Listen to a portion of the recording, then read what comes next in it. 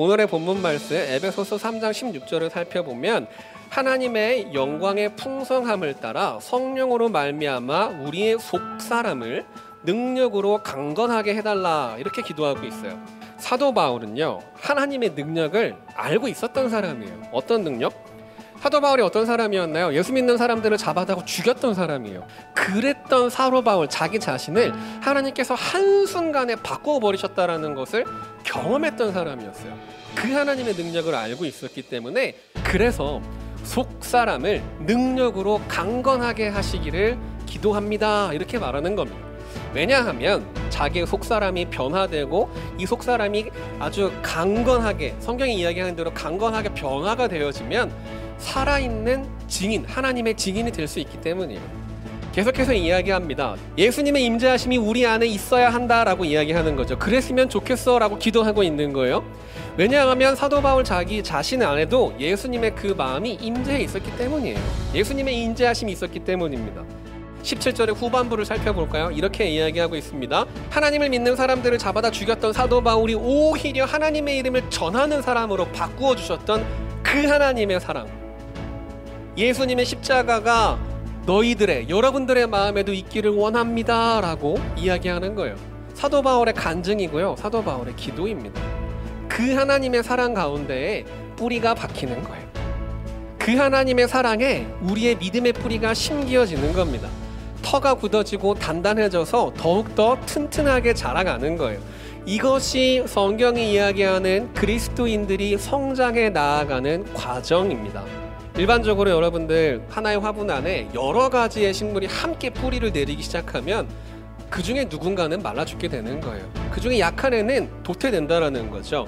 그래서 우리가 솎아낸다라는 말로 다른 것들을, 잡초들을 제거해주고 다른 풀들을 빼주는 겁니다. 그런데 하나님의 사랑의 뿌리를 내리는 건요, 그곳에 아무리 많은 뿌리들이 내려진다고 해도 누군가 도태되는 일이 생기지 않습니다.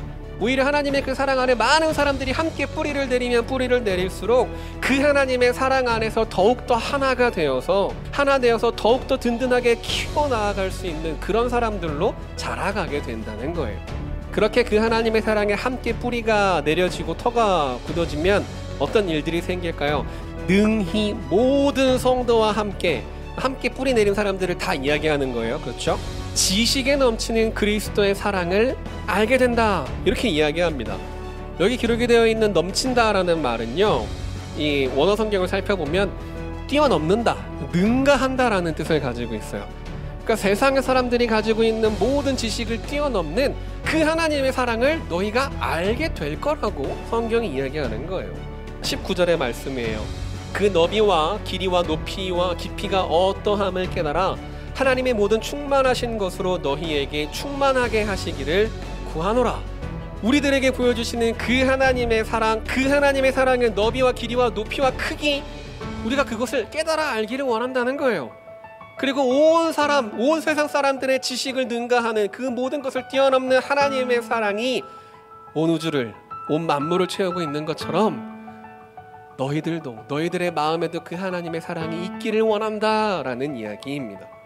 우리의 속사람을 능력으로 강건하게 하시는 그 하나님의 사랑에 뿌리를 내리고 든든히 자라가면서 하나님의 사랑, 알 수 없는, 측량할 수 없는 너비와 길이와 높이와 그 깊이를 알아갈 수 있는 그런 저와 여러분들이 될 수 있기를 간절히 소원합니다.